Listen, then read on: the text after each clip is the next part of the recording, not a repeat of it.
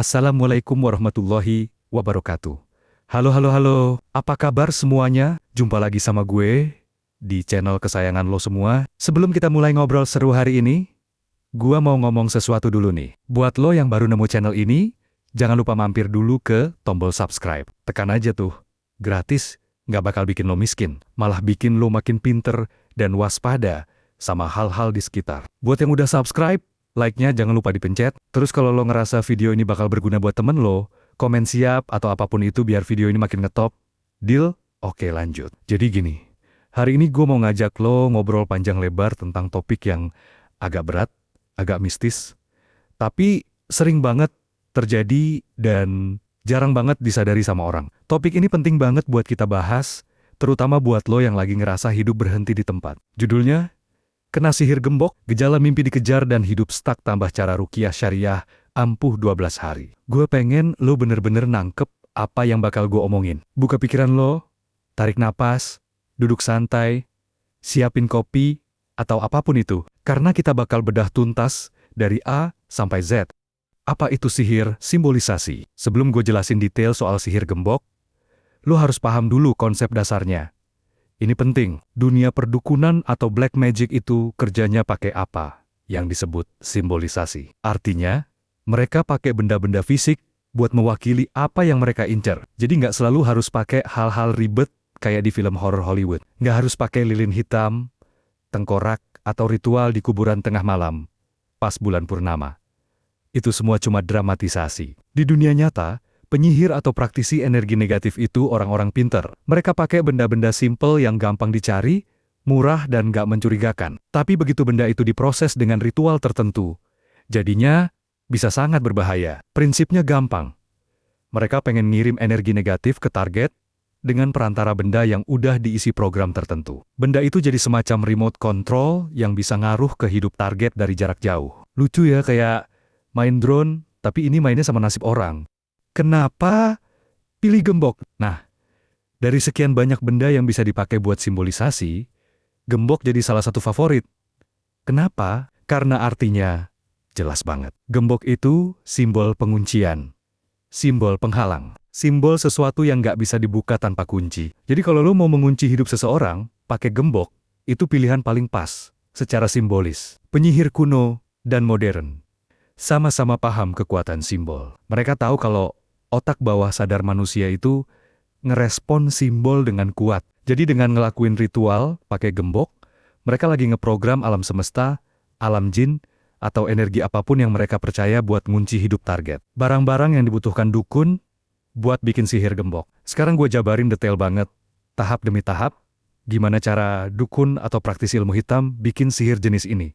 Ini penting buat edukasi, biar lo paham dan waspada. Tahap pertama, mereka harus dapetin barang pribadi target. Ini syarat mutlak.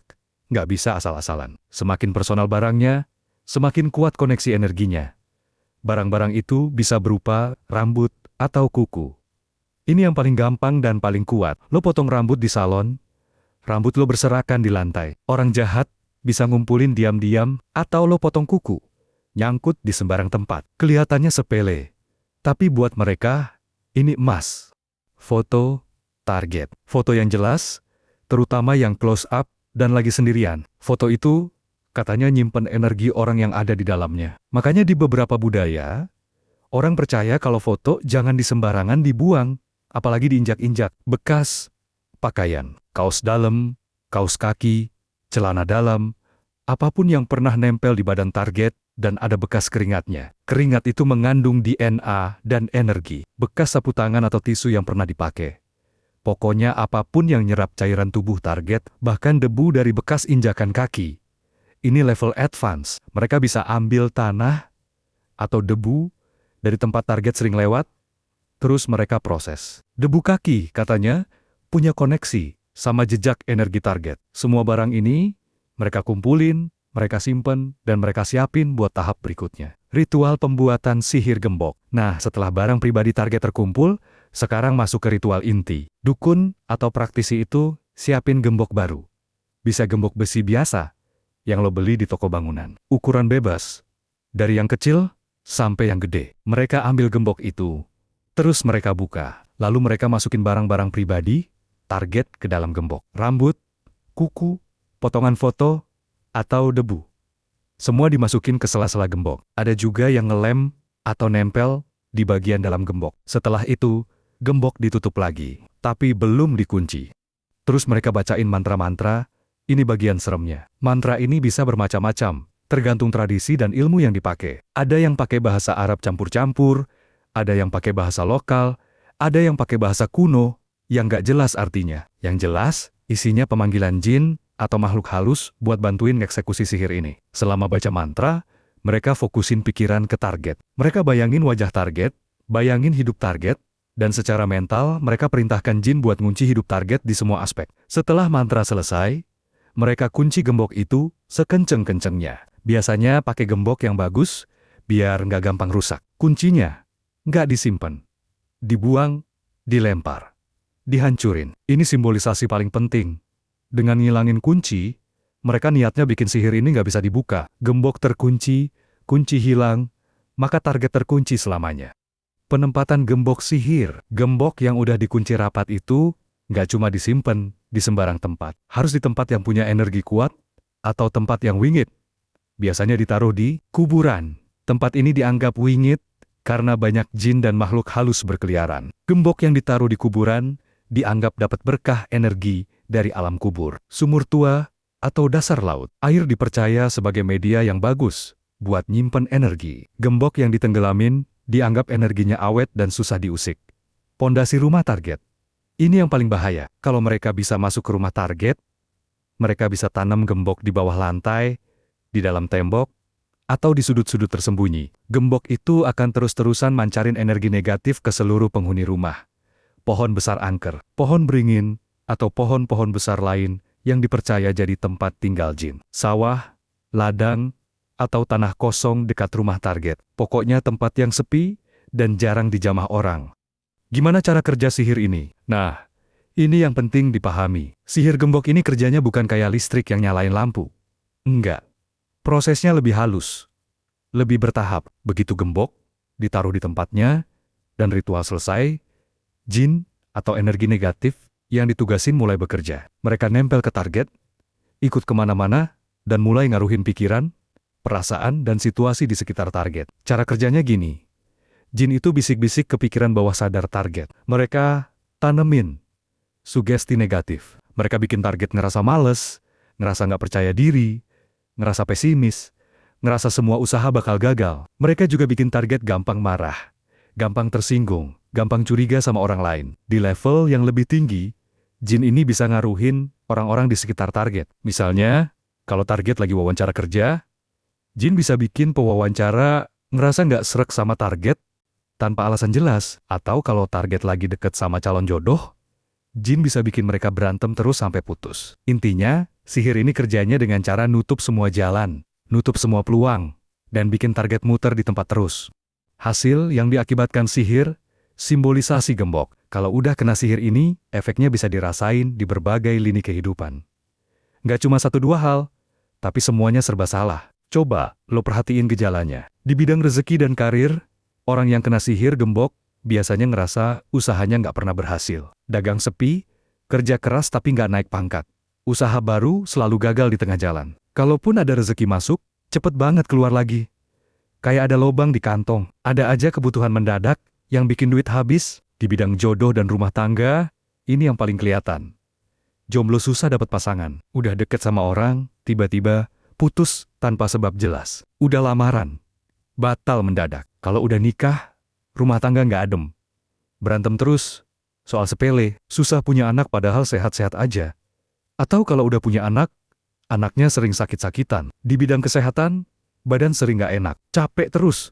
Padahal nggak ngapa-ngapain, sakit kepala, pegel linu, mual-mual, tapi pas ke dokter katanya sehat. Ini yang namanya sakit medis nggak ketahuan, tapi sakitnya nyata. Di bidang psikis, sering rasa cemas, was-was, overthinking, susah tidur, atau kebanyakan tidur, tapi bangunnya capek. Kadang juga ngerasa kayak ada yang ngawasin, ada yang ngikuti, ada yang mau nyerang, tapi yang paling khas dari sihir gembok adalah mimpi. Ini alarm yang paling jelas. Mimpi di penjara, mimpi dikurung, mimpi diikat tali, Mimpi pintu nggak bisa dibuka, mimpi badan berat nggak bisa gerak, mimpi berkelati, tapi nggak bisa mukul, mimpi dikejar, tapi lari di tempat. Kalau mimpi-mimpi kayak gini sering lo alamin, apalagi sampai berulang, itu pertanda kuat ada yang ngunci hidup lo dari alam lain.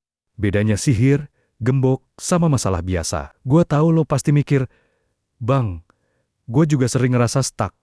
Apa iya gue kena sihir? Nggak semuanya sihir, guys. Kadang emang kita lagi di fase sulit. Tapi bedanya, kalau masalah biasa, masih ada celah, masih ada jalan keluar, masih ada progres, walau pelan. Kalau sihir gembok, rasanya kayak tembok beton tebel, nggak ada celah sama sekali.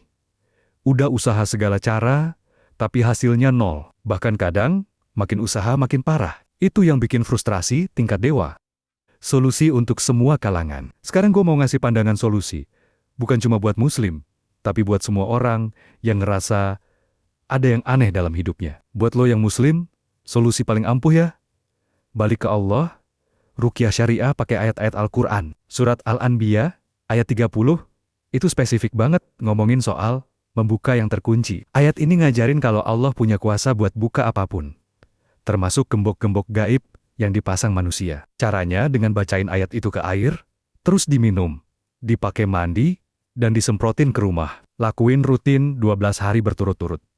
Konsistensi itu kunci. Buat lo, non-muslim, atau yang nggak terlalu religius, lo bisa lihat ini sebagai ritual pembersihan energi. Konsepnya sama.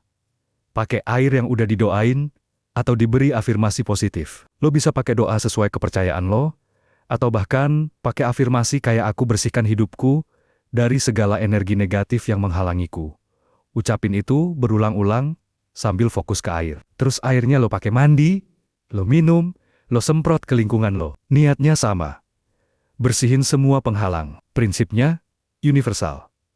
Fokus, niat, dan konsistensi. Itu 3 kunci utama apapun metode yang lo pakai.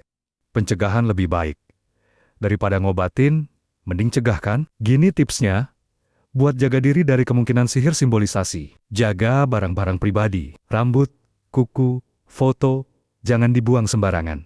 Kumpulin, terus dibakar, atau dikubur. Jangan sampai orang lain punya akses ke barang lo. Jaga omongan, iri, dan dengki. Orang sering dimulai dari omongan kita sendiri yang kebanyakan. Jangan pamer kesuksesan berlebihan. Jangan cerita kebahagiaan ke orang yang salah. Jaga lingkungan. Kalau lo ngerasa ada tetangga atau teman yang aneh sama lo, jaga jarak. Nggak perlu musuhan, tapi waspada. Perkuat diri spiritual. Apapun agama lo, perkuat hubungan sama Tuhan, sholat, meditasi, berdoa, apapun itu.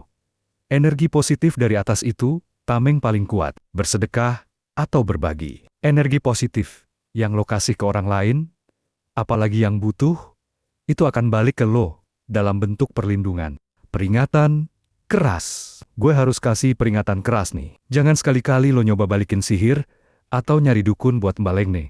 Itu perangkap setan. Demen lo cari dukun buat ngelawan sihir, lo malah bakal terjerat lebih dalam. Dukun itu kerjanya sama setan. Lo minta tolong setan buat ngusir setan lain, hasilnya lo bakal digebukin dua-duanya. Percaya proses. Percaya sama kekuatan yang lebih tinggi, sabar, ikhlas. Usaha, doa, itu formula yang udah terbukti ribuan tahun. Gak perlu instan, gak perlu lompat-lompat. Jadi gini guys, sihir gembok itu nyata buat yang percaya. Dan efeknya bisa dirasain sama siapapun. Bukan buat takut-takutin, tapi buat edukasi. Biar lo tahu, kalau lagi ngerasa stuck berat dan semua jalan buntu, jangan cuma nyalahin diri sendiri. Mungkin aja ada faktor eksternal yang lagi main. Tapi ingat, sekuat apapun sihir, ada kekuatan yang lebih kuat. Tuhan, alam semesta, energi positif, apapun sebutannya. Yang penting, lo jangan nyerah. Lo harus lawan. Lo harus bersihin diri. Lo harus percaya. Kalau pintu-pintu yang terkunci, bisa dibuka lagi. Gue tahu berat, gue tahu capek. Tapi lo kuat, lo bisa. Oke guys, panjang banget ya obrolan kita hari ini. Tapi gue harap lo dapat banyak pencerahan. Kalau lo ngerasa video ini berguna, tolong banget dukung channel ini dengan cara like video ini, pencet tombol like sampai bunyi teng, subscribe ke channel ini. Kalau lo belum, klik loncengnya, Biar nggak ketinggalan video baru tiap minggu. Komen di bawah, ceritain pengalaman lo, atau tanya apapun. Komen lo bakal gue baca satu-satu. Dan share video ini ke temen lo yang lagi ngerasa hidupnya kayak diputer di tempat. Siapa tahu, ini jawaban yang mereka cari. Makasih banyak udah setia, nonton sampai akhir. Lo keren. Jangan lupa jaga diri, jaga energi, dan tetap semangat buat buka semua pintu yang terkunci. Gue pamit dulu. Assalamualaikum warahmatullahi wabarakatuh. Sampai ketemu di video selanjutnya.